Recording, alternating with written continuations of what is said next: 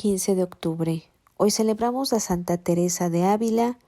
En la cruz está la vida y el consuelo. Teresa nació en Ávila el 28 de marzo del año de 1515 y a los 18 años entró en el Carmelo. A los 45, para responder a las gracias extraordinarias del Señor, emprendió una nueva vida cuya divisa sería sufrir o morir. Es entonces cuando funda el convento de San José de Ávila, primero de 15 Carmelos que establecería en España. Con San Juan de la Cruz introdujo la gran reforma carmelita. Sus escritos son un modelo seguro en los caminos de la plegaria y de la perfección. Murió en Alba de Tormes al anochecer el 4 de octubre de 1582.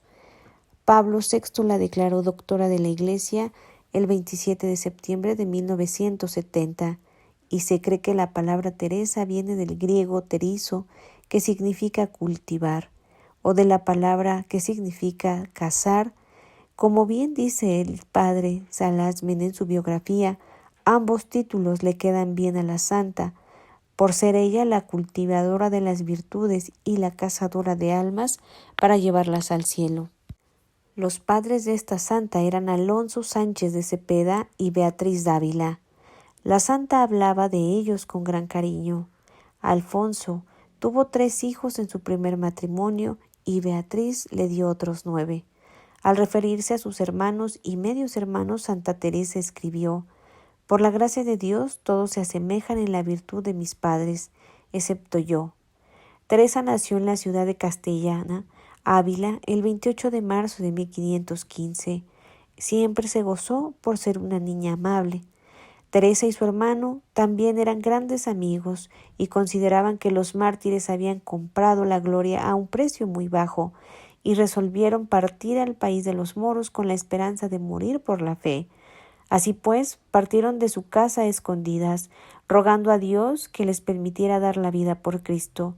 Pero en Daja se toparon con uno de sus tíos, quienes les devolvió los brazos a su afligida madre. Cuando ésta les reprendió, Rodrigo echó la culpa de su hermana. La madre de Teresa murió cuando ésta tenía 14 años, y en cuanto empezó a caer en cuenta la pérdida que había sufrido, comenzó a entristecerse de sobremanera. Entonces fue que ella se dirigió a la imagen de nuestra madre y le pidió con muchas lágrimas que la tomara como hija. Teresa y Rodrigo empezaron a leer novelas de caballerías y aún trataron de escribir una. La santa confesó en su autobiografía: «Estos libros no dejaron de enfriar mis buenos deseos y me hicieron caer insensiblemente a otras faltas. Las novelas de caballerías me gustaban tanto que no estaba yo contenta cuando no tenía una entre mis manos. Poco a poco empecé a interesarme por la moda, a tomar gusto en vestirme bien, a preocuparme mucho del cuidado de mis manos, a usar perfumes y a emplear todas las vanidades que el mundo aconsejaba a las personas». El cambio que paulatinamente se operaba en Teresa no dejó de preocupar a su padre, quien la envió a los 15 años de edad a educarse en el convento de las Agustinas de Ávila. 1 año y medio más tarde, Teresa cayó enferma y su padre la llevó a casa. La joven empezó a reflexionar seriamente sobre la vida religiosa que le atraía y le repugnaba a la vez. La obra que le permitió llegar a una decisión fue la colección de cartas de San Jerónimo, cuyo fervoroso realismo encontró eco en el alma de Teresa. La joven dijo a su padre que quería hacerse religiosa, pero éste le respondió que tendría que esperar a que él muriera para ingresar al convento. La santa, temiendo flaquear en su propósito, fue a ocultarse a visitar a su amiga íntima Juana Suánchez, que esta religiosa estaba en el convento de la Carmelita en la Encarnación. El amor de Dios no era suficiente para ahogar en mí el amor que profesaba a mi padre y a mis amigos. Es lo que ella decía al temer abandonar a su padre e irse al convento. La hermana Juan Suárez fue a hacer compañía a Teresa y quien se puso en manos de los médicos, y ella fue quien la animó a entrar al convento. Su prudencia, amabilidad y caridad, a las que añadía un gran encanto personal, le ganaron la estima de todos los que la rodeaban. Según la reprobable costumbre de los conventos españoles de la época, las religiosas podían recibir a cuantos visitantes querían, y Teresa pasaba gran parte de su tiempo charlando en el recibidor del convento. Eso la llevó a descuidar la oración mental, y el demonio contribuyó al inculcarle la íntima convicción de que su vida disipada la hacía indigna de conversar familiarmente con Dios. Además, la santa se decía, para tranquilizarse, que no había ningún peligro de pecado de hacer lo mismo que con otras tantas religiosas mejores que ella. Poco después de la muerte de su padre, el confesor de Teresa le hizo ver el peligro en que ella se hallaba su alma y le aconsejó que volviera a la práctica de la oración. La santa no abandonó jamás desde entonces. Sin embargo, no se decidía aún en entregarse totalmente a Dios, ni a renunciar del todo a las horas que pasaba en el recibidor y al intercambio de regalos. Es por eso que, convencida cada vez de su indignidad, Teresa invocaba con frecuencia a los grandes santos penitentes, San Agustín y Santa María Magdalena, con quien estaban asociados dos hechos que fueron decisivos en la vida de la santa. El primero fue la lectura de las confesiones de San Agustín, y el segundo, un llamamiento a la penitencia que la santa experimentó ante una imagen de la pasión del Señor, en donde sintió que Santa María Magdalena acudía en su ayuda y en su vida espiritual. También otra de las personas a las que consultó Teresa fue a San Francisco de Salcedo, un hombre casado que era un modelo de virtud.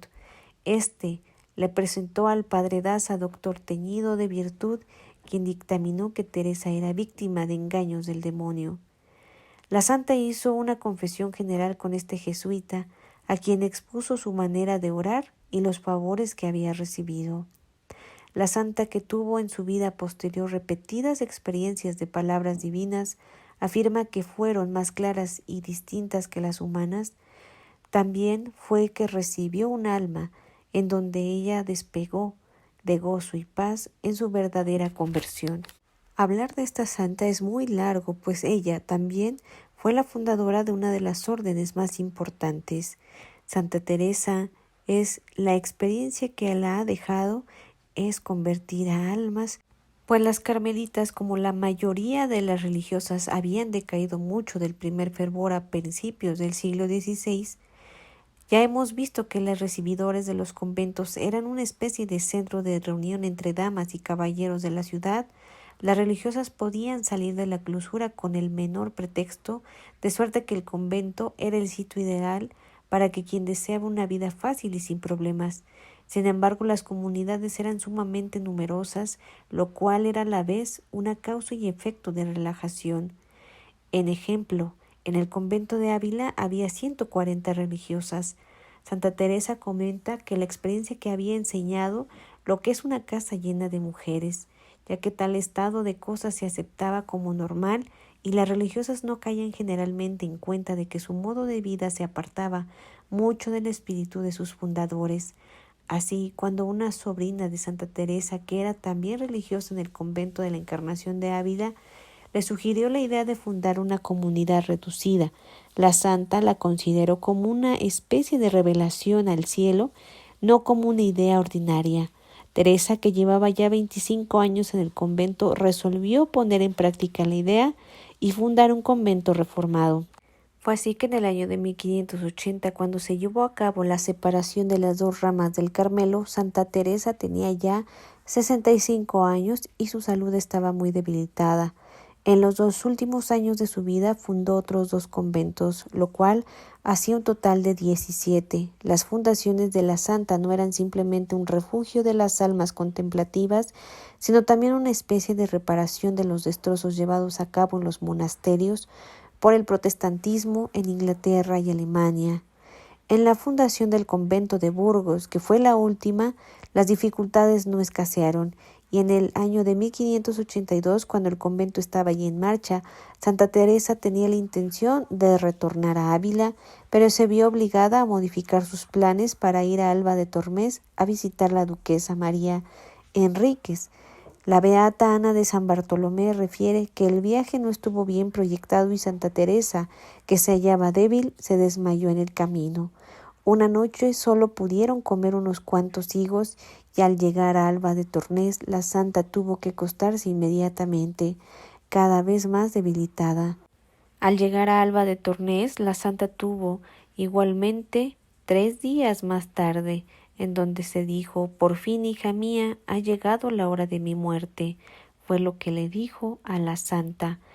El padre Antonio de Heredia le dio los últimos sacramentos y le preguntó dónde quería que la sepultaran, y Teresa dijo: ¿tengo que decidirlo yo? ¿Me van a negar aquí un agujero en mi cuerpo?